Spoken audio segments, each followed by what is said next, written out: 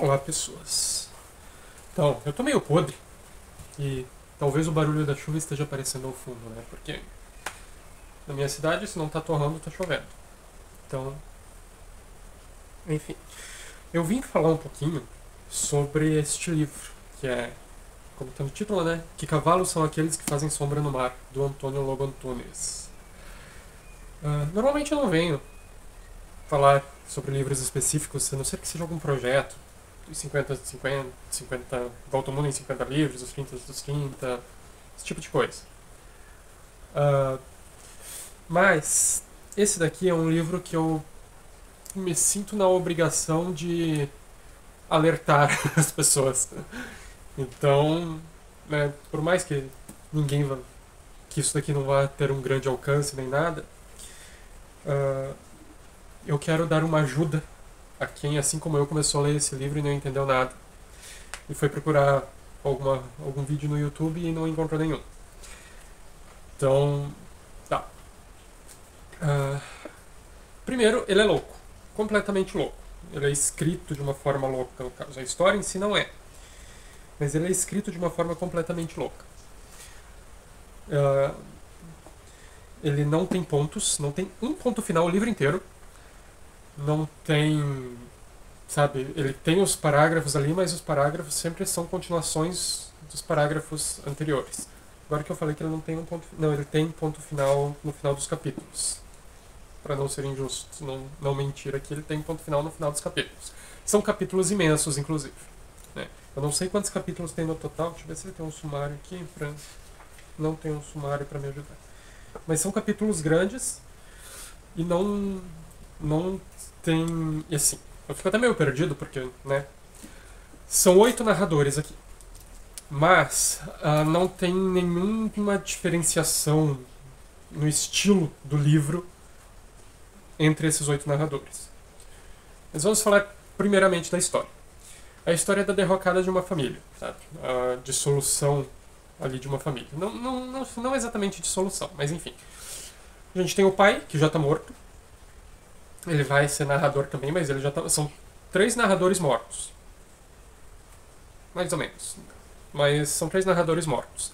O pai, que veio de família pobre, né? Ele casou com a Maria José, que é a matriarca da família, ali, e ela era de família rica, enfim.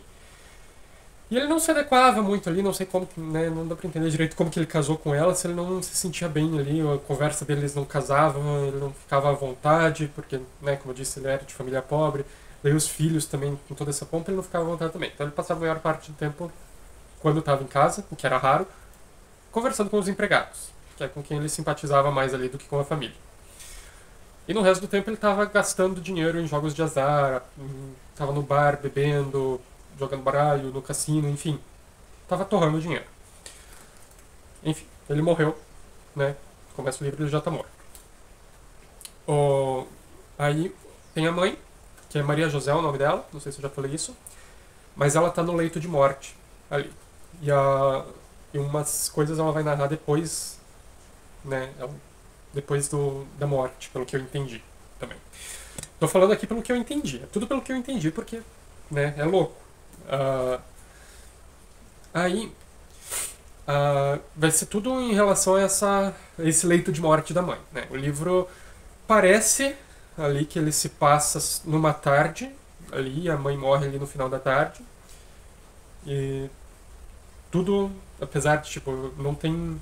Eles lembram do passado, eles pensam no futuro, eles fazem planos e tudo ali nos capítulos de cada um seu, né? E. Enfim. Estão ali. Mas o período em que se passa o livro parece ser só essa tarde e que tudo termina ali quando a mãe morre.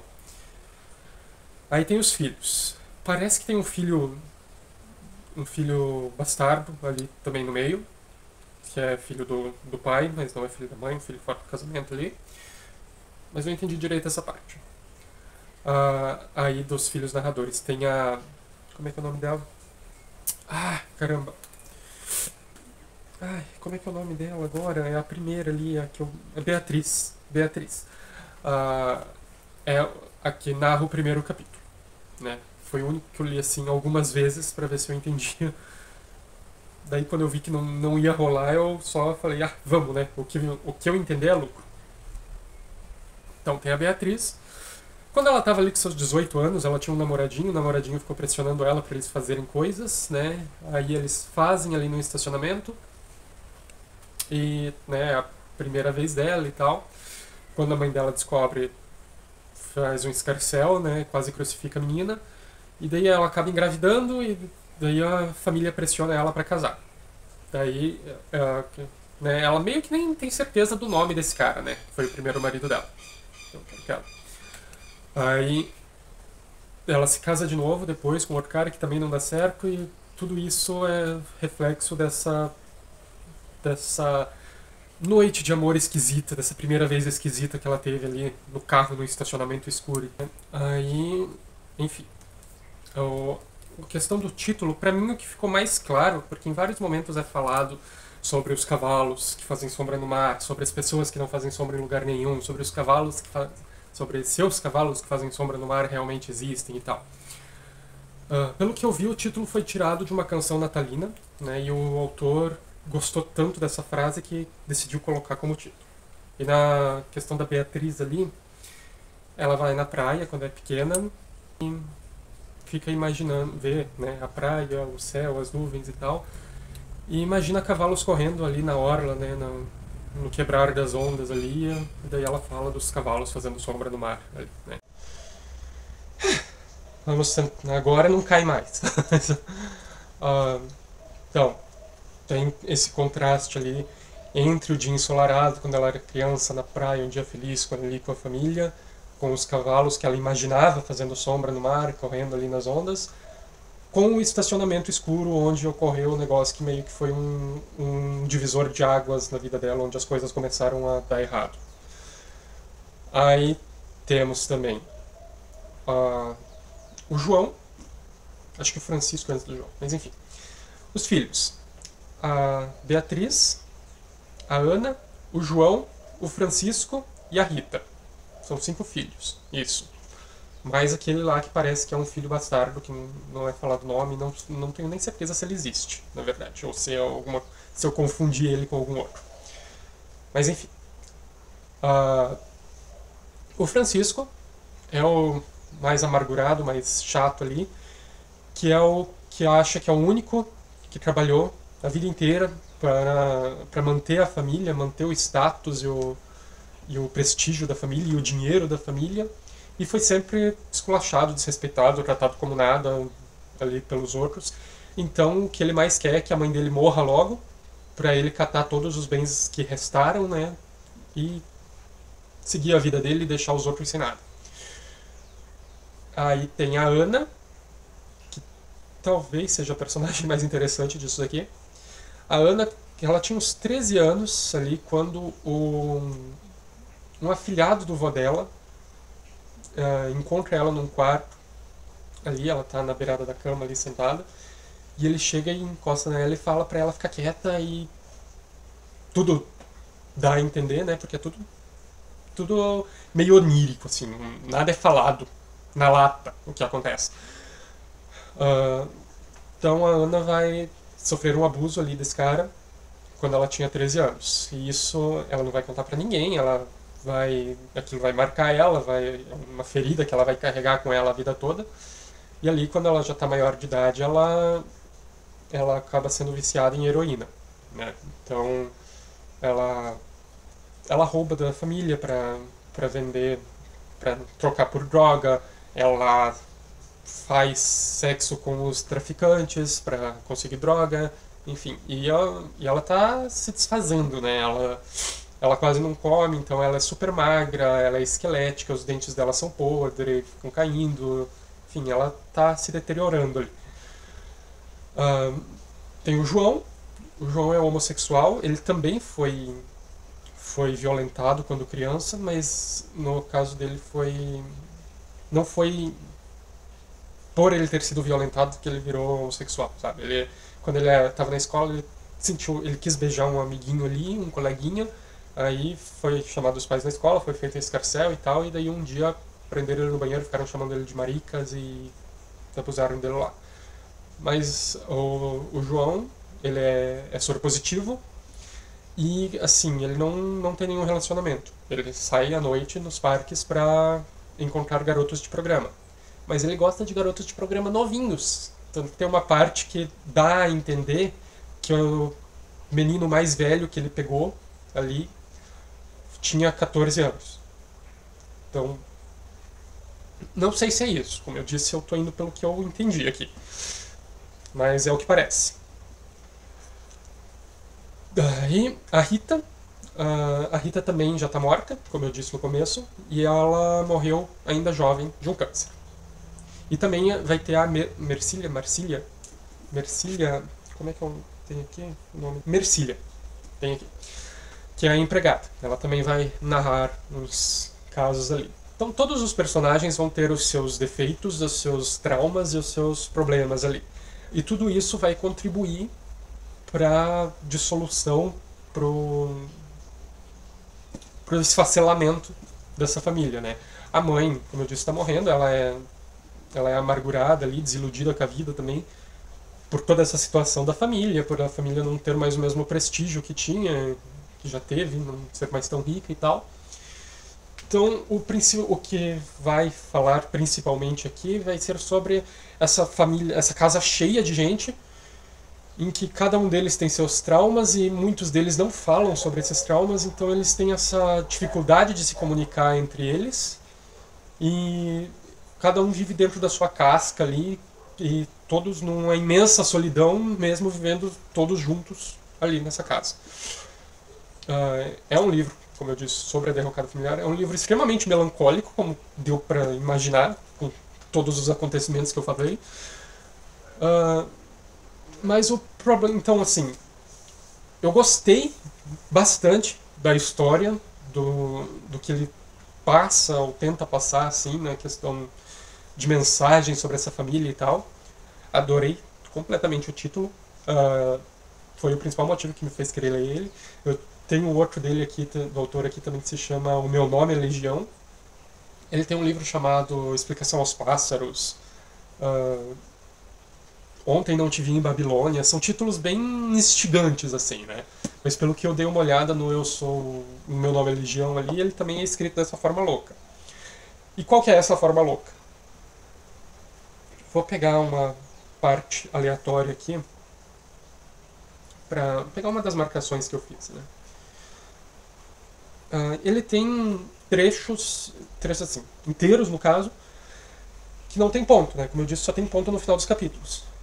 E ele vai falando ali, tudo da cabeça dos personagens. Os personagens, como eu disse, não tem diferenciação de um pro outro, todos eles escrevem dessa forma louca e realmente é como se eles estivessem escrevendo o que está sendo falado, mas em outros momentos não, porque ele vai falar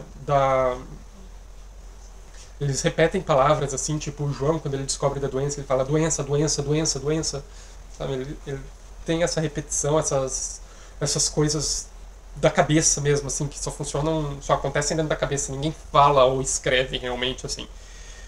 E é cheio de travessões, não sei se vai dar pra ver direito, porque a câmera frontal não é muito boa, né? Mas a traseira tá meio complicado, já que meu tripé quebrou no meio da gravação, né? Por isso esses cortes, essa coisa, enfim. Mas essas travessões nem sempre são diálogos. Quase nunca são, inclusive. Eles estão ali, o texto está correndo ali, o pensamento da pessoa, do personagem está se desenrolando ali, é cortado por esse travessão e o pensamento continua depois. Como se falasse, você falou e daí outra versão tal coisa. Você falou de outra versão, um pensamento que surgiu enquanto ele está falando essas coisas, sabe? É tudo essa loucura, assim. Aqui, ó, esse trecho aqui. E nos instantes em que não me vias, o que vias, maninha, como se faz para morrer. O que? Daí abre parêntese. A Beatriz não contente na garupa do cavalo, cuidando fazer sombra no mar. E não havia mar, azinheiras e moitas. Um gato bravo saltou com um coelho na boca, e as patas do coelho a abanarem como as minhas patas, derivado ascó. Fecha parêntese. E sente-ao, abre parêntese de novo, licas e a tremura da febre. o que vem de pó, travessão, se não tens dinheiro, rebentas. Fecha parênteses. Então, ele é assim, isso daqui é da Ana, né, do que vem de pó e tal, né. Mas o livro é todo narrado desse jeito esquisito, né, então é um livro lento, que você vai precisar ler aos pouquinhos. Eu ia deduzir uma frase ali, deduzir onde começa e termina uma frase e ficar pensando sobre ela, né. Então é todo louco, ó. E então compreendi o casino, que deveria ser cassino, mas enfim, ele tem umas coisas em português de Portugal, então tem algumas diferenças também, porque o Antônio Lobo Antunes é português, não tenho certeza se eles adaptaram, eu acho que eles não chegaram a adaptar o texto, então eles só trouxeram pra cá, porque tem umas coisas bem esquisitas assim. Então compreendi o casino e o 17, pai, depois de ouvir a senhora e a minha mãe a rirem-se. Compreendi os cavalos que fazem sombra no mar, e escondê-lo de si mesmo e de nós, escondendo ao mesmo tempo a senhora que graças aos cavalos não existe. A sombra deles apagou-se. Existe a minha mãe tar desafio sem reparar no tricô, a reparar em mim e na volta da lagoa. E não era comigo que ralhava, era com você através de mim. Se sonhasses, se compreendesses, se conseguisse mostrar-te como esta casa é triste às 3 horas da tarde, e o meu pai, sem sonhar nem compreender, não és capaz de compreender, nunca foste capaz, de perfume e de gravata, se dissesse ao meu marido uma surpresa distraída, certificando-se que as chaves nas calças já esquecido, ainda que lhe gritasse ele a verificar vincos e a alinhar as têmporas e orgulhar-se do polimento nos sapatos de madeira, e estendendo o braço para o tricô. Desisto do tricô. Fico a observar o salgueiro até que a porta se fecha. Passos no alpendre, nos degraus, no saibro e depois passos nenhuns. O terror da ausência, como quando a mercilha me deixava logo que o candeeiro apagado, e a minha respiração tão grande que as mãos não abarcavam. E aí continua, né? Porque não tem um ponto. Outra coisa esquisita é porque o autor é citado em vários momentos. Então, em alguns desses momentos faz parecer que os personagens, além de parecer que eles estão escrevendo mesmo o que é o texto, ao invés de só falando ou só pensando, também parece que eles têm ciência de que eles são personagens de um livro. Tipo, aqui. Prende minha roupa da cama.